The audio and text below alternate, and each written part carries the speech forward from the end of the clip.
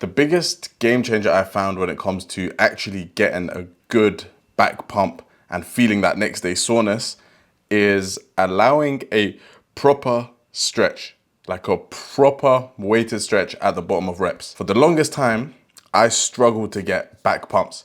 I would do reps upon reps and I would train really hard and push really hard, and I would train my back to the point where I can't even do pull-ups at the end of a session, but I would never feel the soreness. Like the next day, I would never feel that sort of soreness or the pump, and it just kind of felt like all the reps I'm doing, like, am I even doing the reps right?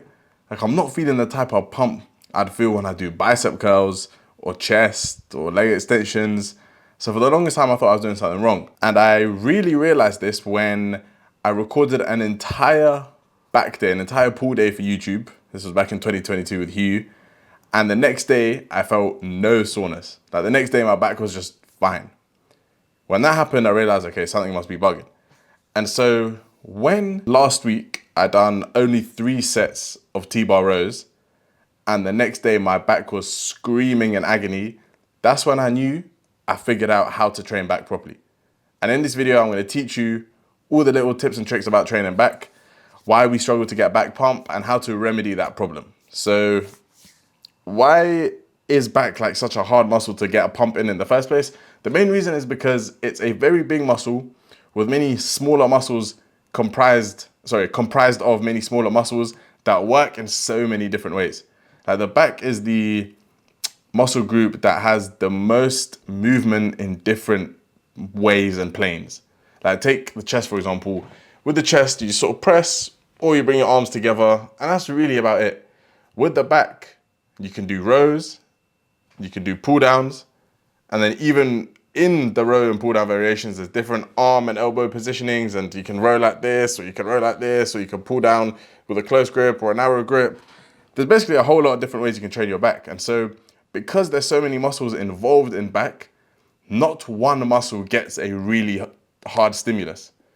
And that is why it's hard to feel a pump in the back sometimes, and that's why it's hard to feel that next day soreness. Take something the complete opposite of that, like biceps, for example. Biceps are so easy to get a pump in because every single time, shit, I hope I'm not too bright. Every single time you go like this, every single time you flex the elbow, there's only one thing that can be working, the biceps. Whereas with back training, every time you do a row, there's multiple muscles working, and so no one muscle gets like intense focus.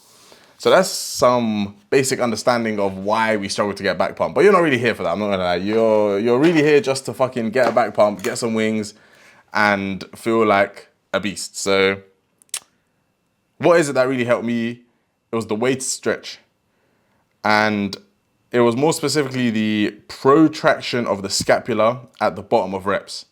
So we all know about weighted stretch. Everyone talks about it. It's the new craze, weight stretch, and the lengthened range is the best range. But it really is. I'm not gonna lie, it really is.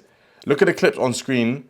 Notice how at the bottom, my shoulder blades are forward. Like I'm letting my shoulders round forward into what's called scapular protraction. Now this, accompanied with a little mini pause at the bottom, nothing too crazy, but just a little half-second pause, is what's really gonna, in simplified terms, stretch the muscle fibers. It's really gonna tear them apart, and that's what's really gonna get you a good back stimulus. So anytime you do rows, right, this is gonna be your new thing moving forward. Anytime you do rows, you're gonna allow your back to round in that stretch position. You know how with the lower back, we're always told, keep the lower back stiff and rigid and don't let any lower back rounding? With the upper back, it's the total opposite. We want upper back rounding. As you're seeing in these clips, you want your back to round so that your shoulders come forward, so that you get protraction of the scapula, so that you fully lengthen all the upper back muscles. Because all the upper back muscles, they connect in and around the scapula. And so if we allow the scapula to come forward and protract and allow the shoulders to come forward, we are stretching all those muscles, which gives us that weight stretch, which gives us that gnarly pump and next day soreness, and just really a better stimulus. And let's not confuse soreness with stimulus, because just because you're sore doesn't necessarily mean you gave your muscles a good stimulus. And stimulus, in simplified terms, if you're getting a bit confused, is just how good of work you gave your back. So just because you have a pump doesn't mean you worked your back really well. It often does mean that, but not always. And so let's not just chase the pump, let's chase a good stimulus. But often as a byproduct of a good stimulus, you get a good pump. So they are kind of closely related. And when you have one, you usually have the other. Not always, but usually. But the main thing we want to chase is a good stimulus, right? And a good way to get a good stimulus for back training is to let your shoulders come forward, round the upper back, and get a gnarly stretch. If you do that with a pause, I promise you, bro, wings will spawn on your back. You won't be needing to drink Red Bull anymore because you're going to be taken off with the wings on your back, bro. Red Bull doesn't give you wings. Paused weighted stretch gives you wings. So as you're seeing me do here, pause, not pause, do pause, but not for too long. Your rows in that fully stretched position with your shoulders coming forward with a bit of upper back grounding. Not a bit, actually, fuck that. A lot of upper back grounding. You're gonna thank yourself and me. Now, the next quick tip is to choose back exercises that have high amounts of stability so that you can push them close to failure at the point of contraction. So what the hell does that mean? Okay, so I'm sure you've experienced this where on back exercises, let's take rows for example, as you get close to finishing the rep, as you're getting close to that contraction and that squeeze, it's hard to maintain form. It's hard to not use momentum and body English and a bit of swinging. And it's quite hard to grind out the reps. Take something like a chest press, for example. It's easy to grind out the reps. You're locked in, it's a stable machine, and all you think about is just push, push, push, push, push. And there's no other way for the machine to move but forward. Whereas on back exercises, especially free weighted ones like barbell rows and dumbbells, it's quite hard to replicate that same amount of push and that same amount of intensity without form breaking down.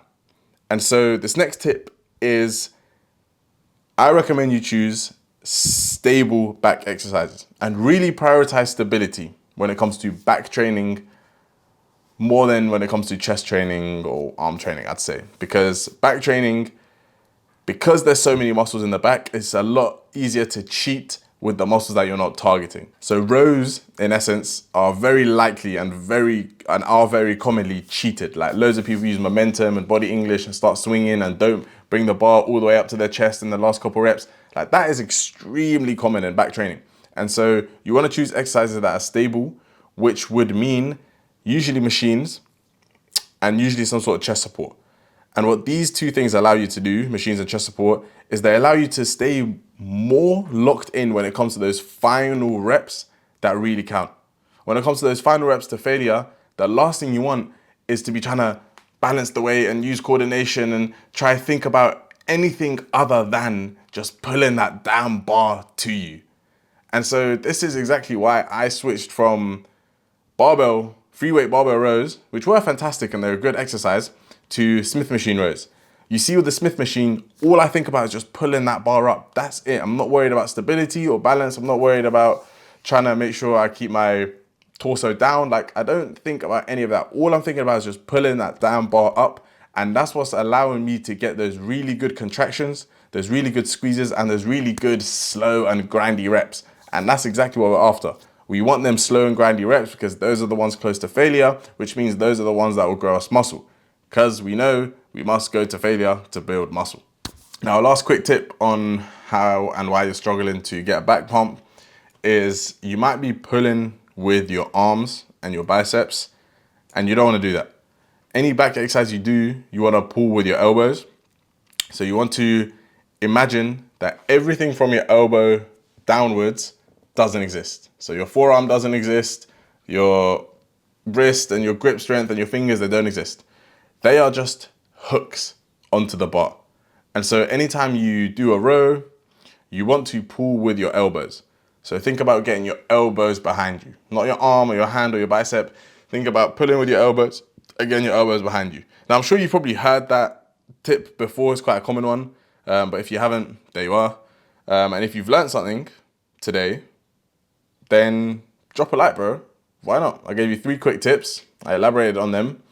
And hopefully now, when you train back, you can actually get a pump. You can actually feel back soreness the next day and you can actually make gains.